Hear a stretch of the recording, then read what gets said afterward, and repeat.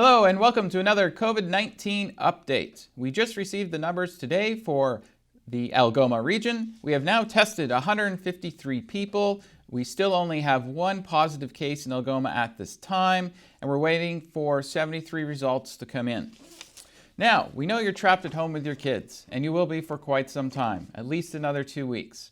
So what can you do with your kids and COVID-19?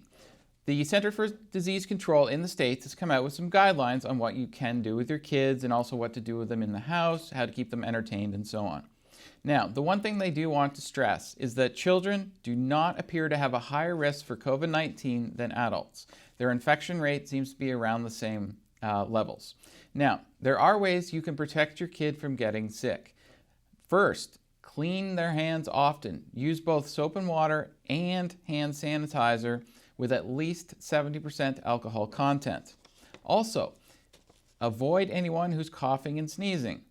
If you have a family member who's coughing and sneezing, isolate them into a room and keep them away from the rest of the family. Also, in your house, clean and disinfect all the surfaces on a daily basis. My girlfriend and I do this. We have the Lysol wipes. We wipe down all of the door handles. We also wipe down all of the surfaces in the kitchen, on tables, and so on. That helps to minimize the virus being spread inside your house if it does get inside.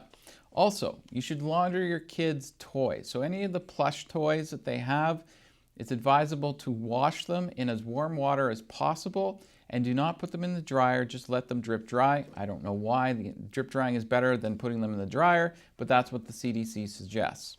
Now, children may present with mild symptoms of COVID-19, and they may or may not have COVID-19 or just another cold.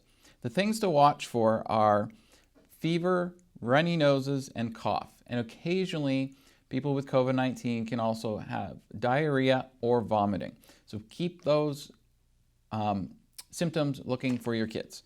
Now, kids don't need to walk around with face masks. No one really does.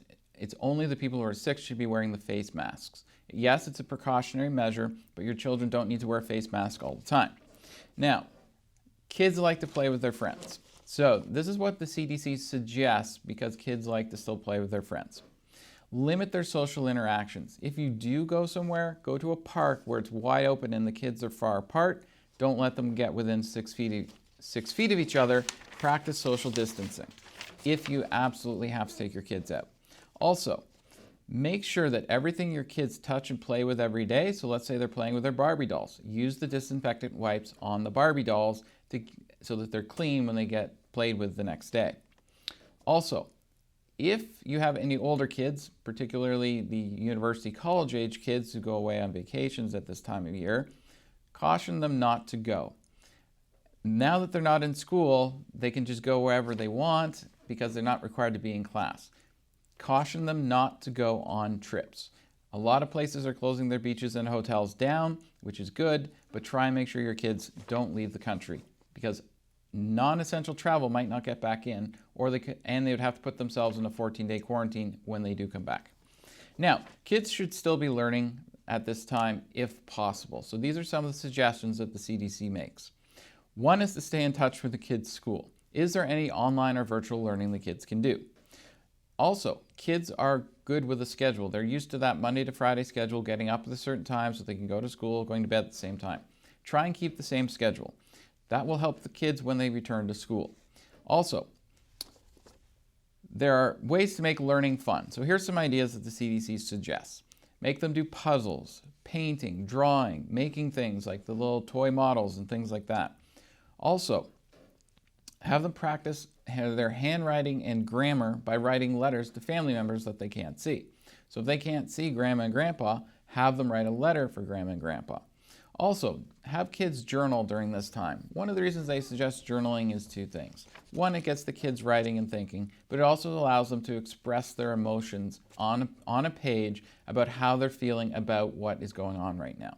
A lot of kids don't really understand, why am I at home? Why can't I see my friends? And they get scared and they're worried about what is happening.